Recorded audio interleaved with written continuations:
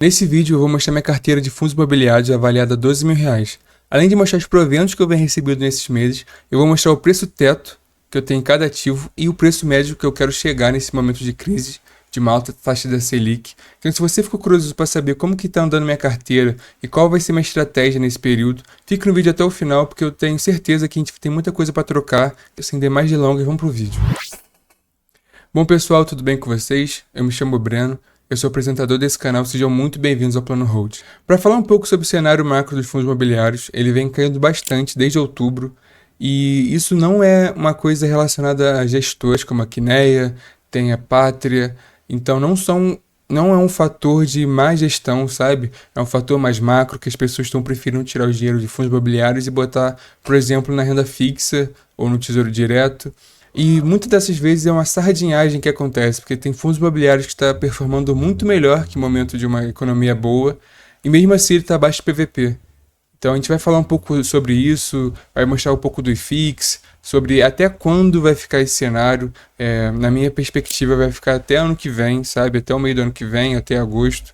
Então vai ser um momento de muita oportunidade, que eu tenho certeza que quem vai estudar direitinho, quem for avaliar os ativos, de acordo com sua estratégia, diversificando, vai ter resultados fantásticos, melhor até que o Tesouro Direto, até melhor que a taxa Selic.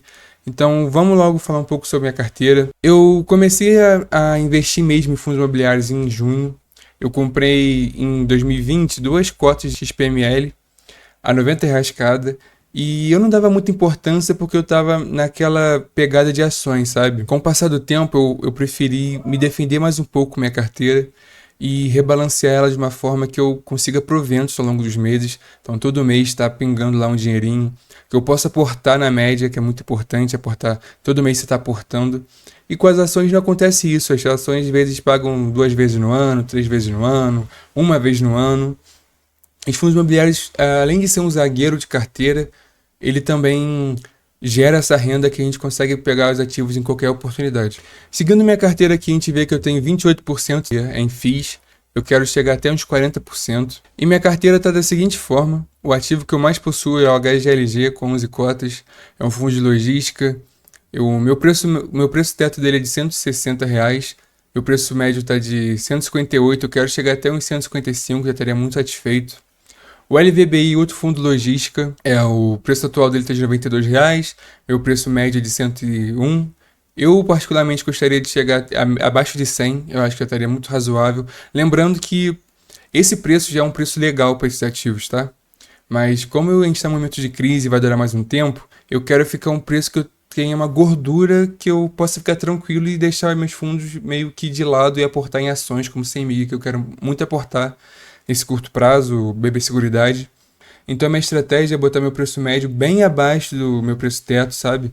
Ter uma barriga, uma gordurinha bem razoável, por exemplo, do HGBS. É um fundo de shopping que eu tô abaixo de R$ 200, meu preço teto dele é de 210, então já está num preço que eu considero razoável, que está agradável para mim. Tá tendo uma gordura muito boa nele. Depois dele é o XPML, que foi meu primeiro FIIs, que eu comprei em 2020. Meu preço médio dele é de 103, está sendo negociado 95. O preço que eu ficaria razoável também com ele é de abaixo de 100. Meu preço teto dele é de R$ 110. Depois o Gary 11 ele caiu um pouco no meu consentimento, porque eu achei nada a ver e perdeu um pouco de credibilidade que a gestora fez nessa emissão num período de alta da Selic. Eu achei meio que nada a ver e acaba que a gente fica com o pé atrás. Mas o Gary é um fundo de tijolo de base 10, muito negociado também, usado como o MXRF11 como um fundo de troco. Meu preço teto dele é de 9,30, está sendo negociado a R$ 8. Meu preço médio é de 9, então já estou no preço médio razoável, não pretendo aportar no Gary tão cedo, por conta da parte da gestora. Depois o ALZR11, que é um fundo híbrido, eu tenho 10 cotas, eu ficaria satisfeito também sendo negociado abaixo de 100. Hoje está sendo negociado a 96, meu preço médio é de 105.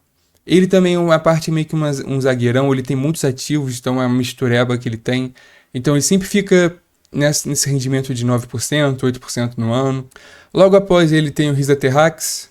Risa Terrax eu tenho 11 cotas a R$ 90, meu preço teto dele é de 95. até 100 dá para chegar nele. É um ativo que ele tem uma parte estratégica na minha carteira que ele trabalha em terras de fazendas do agronegócio. Eu particularmente, me agrada muito o cenário do agronegócio, porque eu sei que ele carrega o PIB brasileiro, então tem que ser muito importante.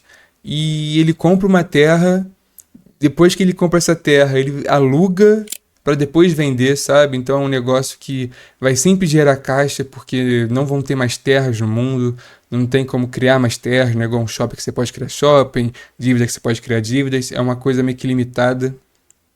Ele tem um dividend yield muito alto, ele está bem abaixo, eu pretendo chegar nele a uns R$ 88, 87. Então eu acredito que eu tenho que comprar mais umas 5 cotas para chegar nesse valor. Depois o MXRF11, o fundo mais conhecido, o fundo mais negociado na Bolsa de Valores também. Meu preço teto dele é de R$ 10, está sendo negociado a 8,87. É um fundo que eu quero chegar em umas 100 cotas até o meio do ano que vem. Por tudo que ele representa da liquidez dele, seu fundo de troco, de fundo de papel, e os fundos de papéis, você tem que comprar abaixo do PVP. A primeira regra de fundo de papel é essa. O Juro 11 é um dos mais recentes na minha carteira, é um FII Infra. Eu não olhava muito para FIINFRA, porque eu olhava só para papel, tijolo, Risa Terrax, mas a oportunidade estava tão grande sendo negociada abaixo do PVP que eu comprei 5 cotas, depois comprei mais 2, e agora está mais barato ainda. Tem uma curiosidade dessa gestora, que é quando o valor patrimonial, não é o valor negociado, é patrimonial, ele fica abaixo de 1 de PVP, ela não distribui dividendo. Nesse último mês estava perto de 1 de PVP, então tem possibilidade de não distribuir o dividendo nesse mês. Então é uma coisa que você tem que ficar de olho também no Juro 11. Mas o fundo é o mais famoso FIINFRA, eu fiquei na dúvida entre ele, Snell e o da Quineia. Mas eu não tenho nada a reclamar, tá muita oportunidade, é muito difícil você achar um FIINFRA abaixo de 1 PVP, tá de 91 PVP. Depois o KCRE, é um fundo da Quineia, também da Creditas, fundo de papel, de 0,87 PVP, também é muito difícil. Ele caiu bastante porque ele é atrelado ao PCA. Eu vou botar o gráfico da Quineia, como que ela caracteriza cada fundo dela de papel. Então ele é um fundo high grade de PCA. A gente sabe que não está no momento especial, o que está trazendo mais rendimento é o CDI, é a Selic. Mas é um fundo que eu pretendo chegar abaixo de 9 também de preço médio, porque quando ele começar a valorizar eu vou vender, não faz mais parte do meu fundamento. Porque eu comprei o KNC eu acho que ele consegue substituir muito bem qualquer fundo de papel, seja de PCA, de CDI. Ele está entre o high grade e o high yield. Ele é muito importante também, porque você não precisa ficar rebalanceando a carteira de acordo com o cenário macro. Você só consegue manter os investimentos nele, ele vai conseguir render, ele é bem equilibrado e você não precisa ter essa dor de cabeça assim, tendo o KNC. Logo após temos o VISC11. O VISC11 é um dos fundos também muito conhecido, fundo de shopping da Vinci. Também não está me agradando muito a gestora, ela não é uma coisa que traz uma confiança para mim, pelo menos. Eu acompanho muito o Lucas Fiz, que é uma referência que eu tenho em fundos imobiliários, ele também bate muito nessa tecla da Vinci. Meu preço teto dele é de R$ 110 agora, caiu, antes era de 120. Está sendo negociado a 0,72 PVP, ou seja, tá 28 pontos percentuais abaixo do valor justo dele. Está sendo negociado a R$ 91. A distribuição dele estava correndo tudo bem, mas ele estava gastando reserva. Isso não é algo positivo, porque pode causar alguns problemas aqui na frente. Eu também quero abaixar ele de R$ 100 para quando tiver uma oportunidade de valorização eu vender e sair fora. Não faz mais parte dos meus fundamentos do Vinci. O Snag, quando eu comecei a carteira, eu tinha em vista ter 2 FEAGROS, que era o Snag e o Rura 11, mas teve problema do Rura 11 que vocês já viram, tenho certeza que ele caiu bastante. Eu tenho só R$ 50 de Rura 11. Mas o Snag é um fundo de FEAGRO da Suno. Ele tem pagado direitinho, seus quase 1% no mês. Meu preço teto dele já é o preço médio que está tendo agora, é de R$ 10. Está sendo negociado bem abaixo, então tem uma margem de preço teto para ele. Eu podia aportar mais. Só que as oportunidades me fazem não comprar um FEAGRO agora, ainda mais o que está acontecendo com o agro agora. Tem uma perspectiva de melhora do ano que vem, mas ainda não se sabe, é muito incerto ainda. Depois dele tem o KNC, que aí realmente é o fundo mais novo na minha carteira, uma oportunidade que eu não deixei passar novamente. Ele é o fundo que, como eu falei, ele tem tanto CDI quanto PCA, está negociado muito abaixo do PVP, eu consegui pegar de R$ 7,97, ou seja, abaixo de R$ 8. Meu preço teto dele é de R$ 9,20, R$ 9,30, então realmente está bem abaixo. Ele paga quase 1% no mês também. Foi uma oportunidade que eu consegui agarrar, com certeza vou investir nele nos próximos meses, que é um ativo de ancoragem na minha carteira. Eu ter um fundo de papel abaixo do PVP, que ele tem seus rendimentos dependentes do cenário macro, é muito importante para ter os resultados constantes. Depois é uma 11, que é um fundo de shopping também, que não me agrada também, tá no mesmo estilo do Vinci.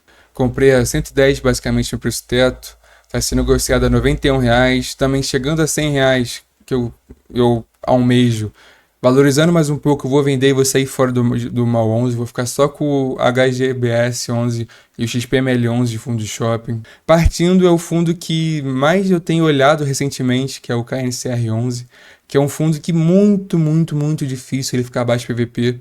Ele está 0,96, então está 4 pontos percentuais abaixo do PVP dele, que é muito difícil, realmente é muito difícil. Para você ter noção, eu comprei ele em junho acima do PVP, eu não imaginava que ele ia ser negociado abaixo de R$ 100 novamente, está praticamente R$ 98.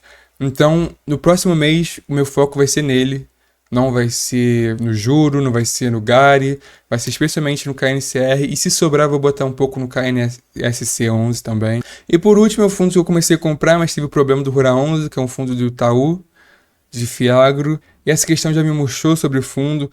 A Rura 11 vai ter que fazer muito para voltar a ter confiança para mim, sabe?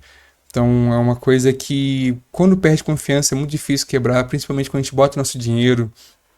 A gente sabe que o retorno de fundos imobiliários não é tão rápido quanto pode ser de ação, é muito difícil ele ter uma valorização muito alta, eles pagam no máximo 1% mês. Então, quando quebra um pouco essa relação de confiança, é difícil resgatar, sabe? Partindo nos proventos, é como eu disse, em 2020 eu comprei 2 cotas de XPML, então eu considero que eu não tinha FIIs, tá? Porque, como vocês podem ver, eu recebi a R$ 1, já recebi 36 centavos, já recebi quase R$ 2, mas eu costumo contar a partir de julho, que foi quando eu realmente comprei em junho. Eu comecei a receber R$ 54,98. Vocês podem ver também que teve uma evolução, todo mês aumenta. Então, essa bola de neve ela é real, tá?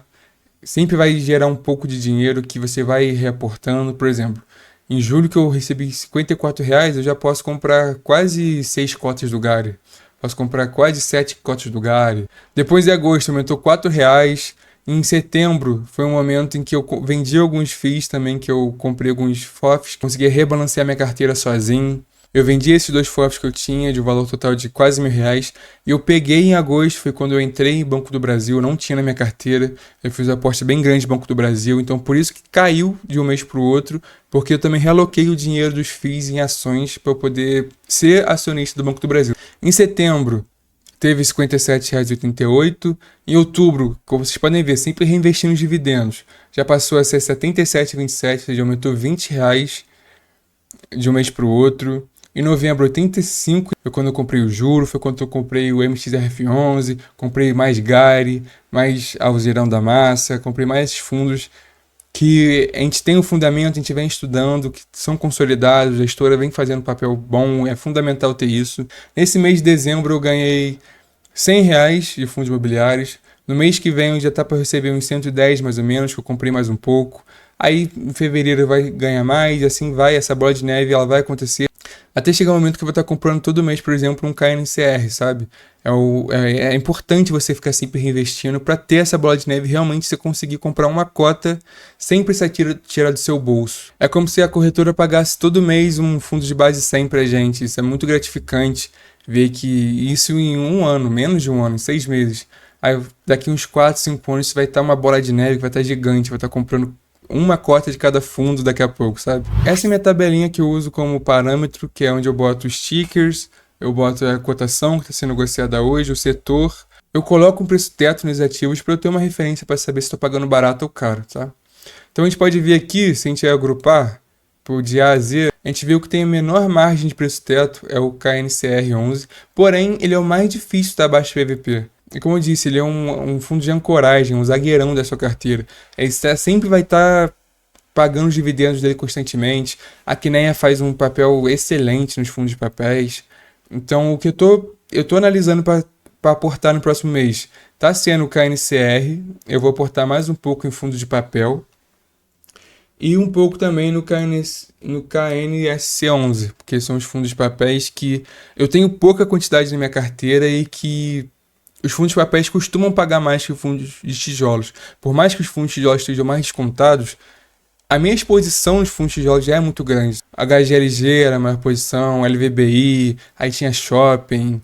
E os fundos de papéis já ficaram para baixo. E eu gosto dessa diversificação e de manter os meus padrões de 70% fundos de shopping e 30% de papel. Eu não posso deixar também, por mais que tenha muitas oportunidades, eu não posso deixar sobressair essas porcentagens, porque acaba que eu não consigo controlar futuramente, entendeu? Então foi isso, pessoal. Essa foi minha carteira de fundos imobiliários. Vocês conseguiram pegar um pouquinho minha forma de pensar, como que eu reestruturo minha carteira, os ativos que eu tenho mais confiança. Obviamente, eu falei bastante sobre fundos de papéis, só que vocês viram que eu tenho muita posição em logística, eu tenho em shoppings, e eu estou pensando em fazer uma carteira do canal, então eu gostaria de vocês comentassem sabendo se eu posso fazer uma carteira do canal, se vocês iriam ver aportando R$ 200 por mês e depois todo o dinheiro de AdSense do YouTube eu usaria para aportar nessa carteira, então seria uma carteira do YouTube, sabe? Tudo que o YouTube me proporciona. Eu também tenho pensado em fazer minha carteira trazendo mensalmente todos os meus aportes, então é uma coisa que a gente tem que pensar ao longo do tempo para ver se também se é pertinente ou se vocês preferem que eu só traga informação, como é que vai ser daqui para frente, valeu?